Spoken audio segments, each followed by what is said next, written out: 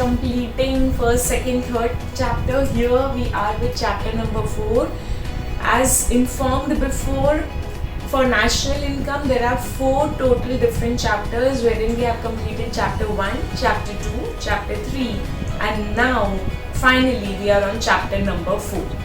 So let us begin with the chapter number 4 with the heading Measurement of National Income. Now, what does chapter 4 comprises of? Chapter 4 talks about all different methods to find out national income. So, let me explain as and how we go with the words of your text. Okay, now here it goes like this. It says कि जब हमने circular flow of income पढ़ा था बच्चों तो production होता था, ठीक है, because the production takes place, production होता था, उसकी वजह से फैक्टर सर्विसेज यूज होती थी. क्योंकि फैक्टर सर्विसेज यूज होती थी प्रोडक्शन के लिए, तो मैम इसलिए फैक्टर इनकम भी हाउस होल्ड अर्न कर सकती थी, क्योंकि प्रोडक्शन के लिए फैक्टर सर्विसेज यूज होती थी, जिसकी वजह से हाउस होल्ड्स को मिलता था फैक्टर इनकम, राइट. तो मैम ये जो प्रोडक्शन हो रहा है उसकी वजह से फैक्टर इनकम मिल रहा है, और ये जो इनकम आती थी हाउस होल्ड्स के पास, वो हाउस होल्ड्स अपनी इनकम वापस खर्च कर देते गुड्स एंड सर्विसेज खरीदने के लिए. सो आई रिपीट जो भी हमने सर्कुलर फ्लो ऑफ इनकम पढ़ा कि मैम क्योंकि प्रोडक्शन होता है उसकी वजह से फैक्टर इनकम होती है, और फैक्टर इनकम आती है तो वो लोग गुड्स एंड सर्विसेज पे खर्च कर देते हैं. So this is how we are clear about the production, about the factor income and about the expenditure. तो बच्चों यहाँ पर national income find out करने के लिए there are 3 different methods. Ma'am जो production take place होता है उसको हम बोलेंगे value added. Next, जो हाउसहोल्ड्स के पास इनकम जाता है, फैक्टर इनकम जाता है हाउसहोल्ड्स के पास, उसको हम बोलेंगे इनकम मेथड. एंड थर्ड, जो एक्सपेंडिचर हाउसहोल्ड्स इनकर करते हैं on finding out goods and services, उसको बोलते हैं एक्सपेंडिचर मेथड. तो बच्चों it's one and the same thing. जितना प्रोडक्शन हो रहा है उतना फैक्टर इनकम जा रहा है, जितना फैक्टर इनकम हाउसहोल्ड्स के पास जा रहा है उतना वो लोग खर्च कर रहे हैं गुड्स एंड सर्विसेज खरीदने में. So it's one and the same thing. मैं अगर ऐसा बोलूं कि प्रोडक्शन जितना प्रोडक्शन हो रहा है उतना फैक्टर सर्विसेज यूज हो रही है, तो ma'am production of goods is equal to factor services used, factor services used is equal to the factor income. जितना फैक्टर इनकम उतना पूरा का पूरा they're expending it on the goods and services, therefore उतना का उतना. तो ma'am it's one and the same thing. अगर मैं बोल दूं इतना प्रोडक्शन हुआ है, या मैं बोल दूं इतना फैक्टर इनकम हुआ है, या मैं बोल दूं इतना एक्सपेंडिचर हुआ है. सो एज इन्फॉर्म्ड बिफोर, क्या मैम कि जो हमारा प्रोडक्शन टेक प्लेस होता है वो मेथड दिया है वैल्यू एडेड मेथड, जो फैक्टर इनकम होती है उसको नाम दिया हुआ है इनकम मेथड, एंड जो एक्सपेंडिचर हाउसहोल्ड्स खर्च करते हैं उसका नाम दिया हुआ है expenditure method. So these 3 are different methods to find out national income. Important is all the 3 methods are going to give us the same answer, just that it depends upon the information given in your sum to find out national income. As per the content of information, you will be deciding about whether to go ahead with the value added method or income method or expenditure method. Let us proceed ahead. Now here it says in the box that in India, task of estimating national income, 1 mark question can be asked. Task of estimating national income is given with Central Statistical Organization. It is Central Statistical Organization. क्या है ma'am? CSO को India की national income निकालने का task दिया गया है. Proceeding ahead.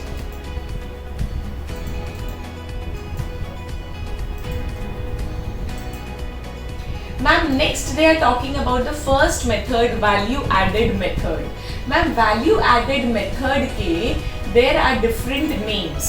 तो इस स्लाइड में जो हम फोकस करेंगे वो ये करेंगे कि वैल्यू एडेड मेथड और किन किन नाम से जाना जाता है। Product method, inventory method, net output method, industrial origin method and commodity service method. So these are different names of one method termed as value added method. तो अगर आपको बोल दे कि इन्वेंट्री मेथड पे शॉर्ट नोट लिखो तो ma'am वो और कुछ नहीं लेकिन आपका वैल्यू एडेड मेथड ही है। Proceeding ahead,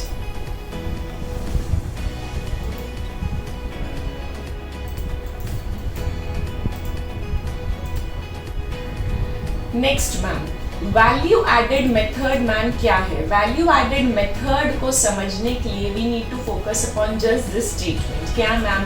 value of output minus intermediate consumption.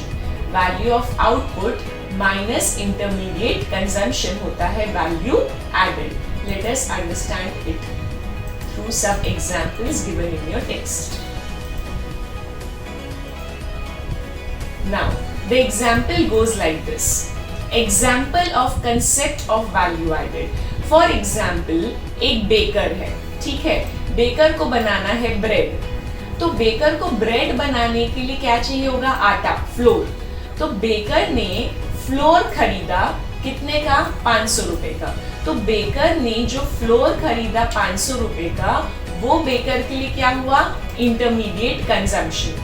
तो मैम बेकर को ब्रेड बनाना है, उसके लिए उसने आटा खरीदा। आटा है 500 रुपए का और ये 500 रुपए का आटे से वो आगे ब्रेड बना रहा है। तो ये फ्लोर, ये आटा बोला जाएगा इंटरमीडिएट कंजम्पशन। तो मैम ये हो गया हमारा इंटरमीडिएट कंजम्पशन या वैल्यू ऑफ इनपुट। अब अगर ब्रेड देखें तो ब्रेड को उसने वैल्यू एडिशन किया ये आटे के ऊपर और उसने ब्रेड बना लिया 700 रुपए का। तो वैल्यू ऑफ आउटपुट कितना हो गया? 700 एंड वैल्यू ऑफ इनपुट कितना हो गया? 500। तो अगर मैं वैल्यू एडेड देखूं बेकर ने कितना किया, तो value of output 700 minus value of input 500 जो उसका फ्लोर का आटा था, तो उसका टोटल वैल्यू एडिशन कितना हो गया? उसका वैल्यू एडिशन हो गया 200, उसका वैल्यू एडिशन। तो मैम ये जो वैल्यू एडिशन होते हैं, जितने भी प्रोड्यूसिंग यूनिट्स है, जितने भी प्रोड्यूसिंग एंटरप्राइजेस है, वो अपना वैल्यू एडिशन करते हैं और वो वैल्यू एडिशन को सम करके हम बोलते हैं gross value added at market price. तो जितने भी प्रोड्यूसिंग यूनिट्स है, जो भी वो वैल्यू एडिशन करते हैं, अगर मैं उसका सम अप कर लूं तो उसको बोलते हैं ग्रॉस वैल्यू एडेड। और मैम सारे gross value added at market price को प्लस करके आता है GDP at MP. So ma'am क्या हमने इस पेज में देखा? हमने देखा कि एक बेकर था, उसने क्या किया? उसने आटा खरीदा कितने का? 500 रुपए का। 500 रुपए का आटा खरीदा, वैल्यू एडिशन किया 700 रुपए का आउटपुट, तो उसका इनपुट 500, उसका आउटपुट 700, उसका वैल्यू एडिशन 200। तो मैम उसने वैल्यू एडेड कितना किया? 200 रुपए। सिमिलरली जितने भी प्रोड्यूसिंग एंटरप्राइजेस है वो अपने वैल्यू एडेड निकालते हैं। ये जो वैल्यू एडेड आता है उसको बोलते हैं gross value added at market price. सारे gross value added at market price को प्लस कर लो तो हमारा आ जाता है GDP at MP. Proceeding ahead,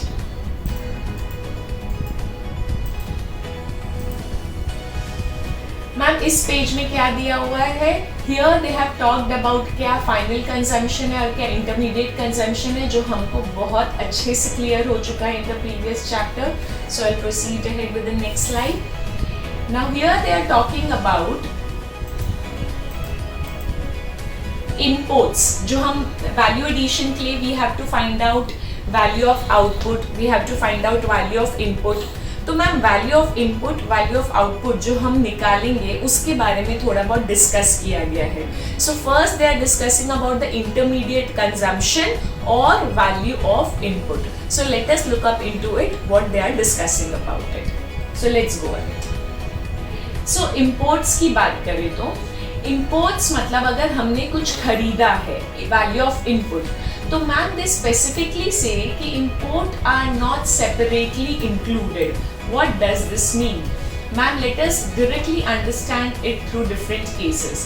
case number 1, अगर इंटरमीडिएट कंजम्पशन है 1200, तो मेरा टोटल इंटरमीडिएट कंजम्पशन उन्होंने कितना बता दिया 1200, और अलग से ये बताया कि भाई हम imports भी है 300, तो they have specifically specified in your book saying that कि अगर आपको इंटरमीडिएट कंजम्पशन दिया है, और ऐसा नहीं बोला है कि ये डोमेस्टिक है कि अब्रॉड से लिया हुआ, इट्स जस्ट इंटरमीडिएट कंजम्पशन, तो माना जाएगा कि ये टोटल इंटरमीडिएट कंजम्पशन है और इसके अंदर ये 300 रुपए भी आ चुका है। ये टोटल इंटरमीडिएट कंजम्पशन है और इसके अंदर ये 300 रुपए भी आ चुका है।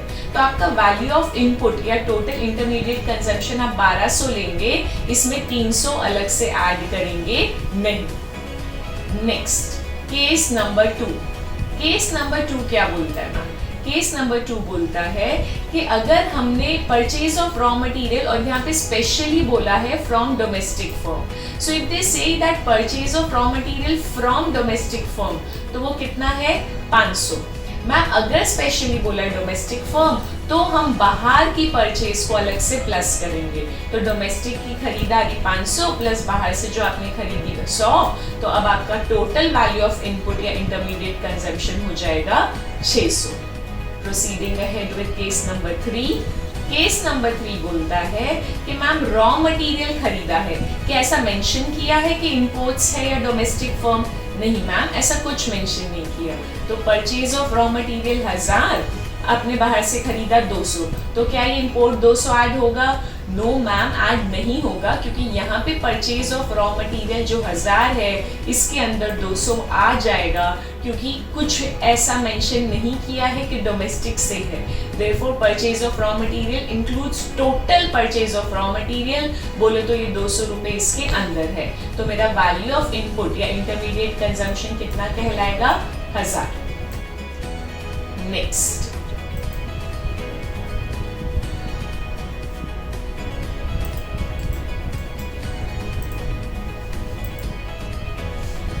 once we are clear about the value of input, we are clear about the value of input कि मैम जब हम intermediate consumption निकालते हैं या value of input निकालते हैं, तो हमको imports को अलग से add नहीं करना है until unless they specifically talk about कि भाई ये input domestic form से है।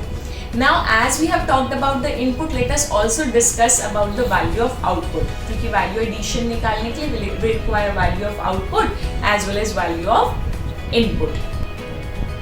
So value of output निकालने के लिए we have to consider exports को अलग से consider नहीं करना है। मतलब value of output जब हम निकालेंगे तो हमको क्या निकालना है? हमने finally total कितना produce किया है। So let us understand the value of output and in context to export how we are going to consider it. So let us begin.